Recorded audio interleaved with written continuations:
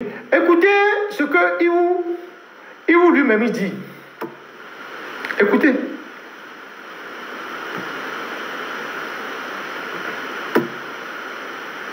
Je te dis, le jour-là, j'avais interpellé et le PM, je leur ai dit, mais c'était une histoire sur, on voulait augmenter, il y avait une tentative d'augmentation du prix du kilowattheure.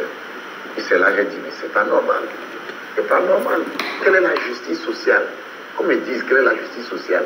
Qu'un ministre, quelles que soient ses charges, qui a accepté cette fonction, donc, de se sacrifier pour le pays, on lui paye l'électricité, et pendant que les autres crament sous le soleil, il a toutes les chambres, y compris les couloirs, certains même leur garage climatisé, des factures qui vont jusqu'à 4 millions, selon ce que le rapport du ministre a dit, et on continue. Quelle est la justice sociale dans ça? On me répond. Ah, le jour-là, le patron m'a regardé, il est sorti de la salle. Et le PM et la ministre de l'énergie aussi m'a donné raison. Et puis, le PM s'est fâché, d'abord c'était Boubessi. Il a pris la parole et dit, qu'il y a quand même que c'est une fonction difficile, qu'il y a quand même des gratifications et des avantages qu'il faut offrir.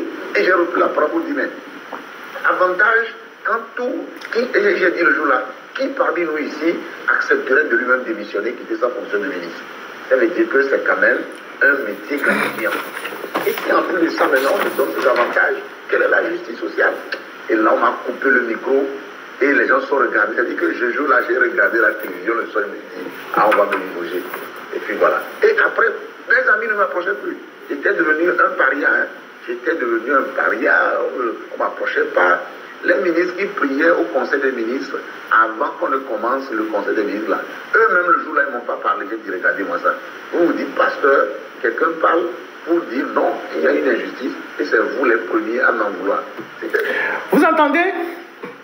Je ne sais pas si ceux qui sont sur TikTok ont entendu, mais c'est un audio viral qui a fait hier le tour des plateformes. C'est l'ancien ministre de l'Enseignement supérieur, Majesté Iou Wateba, dont un audio a fuité, peut-être qu'il a fait un audio à quelqu'un qui a fuité, sur la question de l'augmentation du prix de l'électricité. Il disait en somme qu'ils étaient à un conseil des ministres et on a voulu augmenter ces trucs-là à la suite d'un rapport de la ministre de l'énergie. Et lui, il a pris la parole pour dire on ne peut pas comprendre que pendant que les Togolais souffrent, il y a des ministres qui consomment jusqu'à 4 millions d'électricité par mois dans leur maison avec des garages climatisés. 4 millions par mois d'électricité avec leur garage.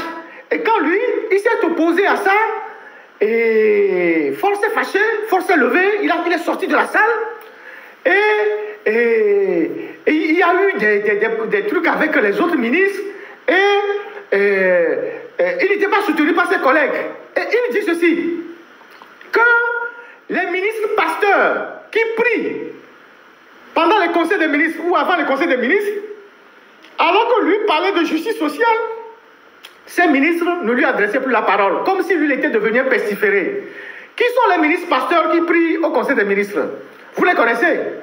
C'était Pius Agbetomé, c'était Adedje. Et vous vous rappelez que Joël Legapé à son âme, c'est ce que nous avions dit qui nous a coûté la prison. Nous avions dit dans une émission qu'on ne peut pas accepter que des ministres qui se disent des hommes de Dieu, des pasteurs, soient dans un gouvernement où on emprisonne les gens, on tue les gens, on refuse la justice sociale, on ne veut pas accorder des avantages aux gens.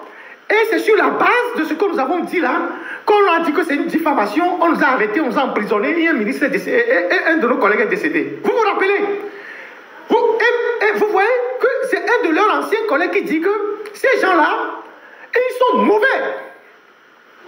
Que quand ils sont au conseil des ministres, quand on veut décider pour le bien du peuple, alors qu'ils sont des pasteurs, ils s'opposent à ça. C'est un de leurs collègues qui dit ça. Et c'est ce que nous avions dit. Et on nous a envoyés en prison. Vous voyez, aujourd'hui, tous les bandits de grand chemin, vous connaissez les films de la mafia, non? La mafia sicilienne, la mafia sud-américaine. Vous savez que les plus grands responsables de la mafia, là, ce sont de grands chrétiens. Les Pablo Escobar, tout ça, c'était des gens, c'était des grands chrétiens. Donc, Dieu, les gens se servent de Dieu pour faire des bêtises. Donc, ces gens-là, c'est des bandits. Ce ne sont pas des pasteurs. C'est des bandits. C'est-à-dire, c'est des gens qui utilisent Dieu. Parce qu'ils savent que Dieu ne frappe pas tout de suite. Qui utilisent Dieu pour endormir les gens. Comme ils sont en train de faire aujourd'hui, actuellement on parle. Ils sont à Tchévi là-bas en train de prier. Ils ne prient jamais pour qu'il y ait des bonnes choses dans le pays. Ils prient pour des dirigeants voyous. Parce qu'eux-mêmes, ils sont des voyous. Donc, pendant qu'ils vous font endormir, ils sont en train de ramasser l'argent. Parce qu'il y a un groupe d'individus qui sont des pasteurs, qui prient chaque jeudi à la présidence. Et vous en connaissez certains, à part les ministres là, les ministres pasteurs là. Vous connaissez certains, ils sont à Lomé là-bas, ils ont des gardes-corps. Vous voyez des pasteurs qui se promènent à Lomé avec des gardes-corps. Ils ne sont pas une autorité, ils n'ont aucun rang dans la société, mais ils ont des garde-corps. Ils se promènent avec des garde-corps. Et quand ils viennent, ils vous parlent de Dieu. Pendant ce temps, ils sont en train de voler l'argent du pays. Ils sont dans des combinaisons avec les dirigeants. Ils sont dans des méthodes de voyous. Et quand eux, ils sont malades, ils viennent en Europe pour se soigner. Mais quand vous êtes malade, on vous dit d'aller chez le pasteur, il va vous soigner. Mais quand le pasteur lui-même, il tombe malade, il vient en Europe pour se soigner. Et ces gens-là, c'est eux qui manipulent aujourd'hui les Togolais. C'est eux qui exploitent la misère des Togolais. Vous les voyez à Lomé, vous ne vous posez pas la question de savoir pourquoi ces pasteurs-là ont des garde-corps et ils se promènent dans le pays. Au Togo, là, tu es qui pour avoir des garde-corps? Ce sont ces gens-là qui prient à la présidence.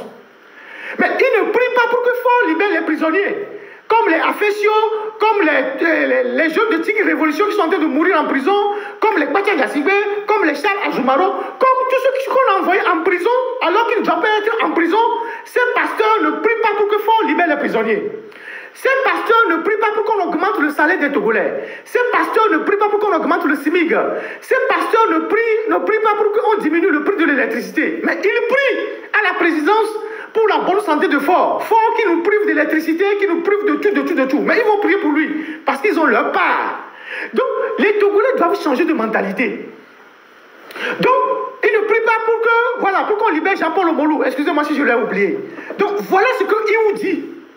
Je sais que lui, depuis que la vidéo là est sortie, lui, il est grillé pour toujours. Mais, c'est une bonne chose que cet audio soit sorti pour attester tout ce que nous disions par le passé. Tout ce que nous n'avons jamais cessé de dire. Donc, ces gens-là, ils mettent Dieu devant et ils font les pires choses au monde. Ce sont des bandits spirituels. Ce sont des bandits. Et nous devons les traiter comme tels. Ce sont des voyous. Ce sont des détourneurs de l'argent public. Ils se servent juste de Dieu pour commettre des forfaits dans la République. Donc, voilà ce que Iou dit.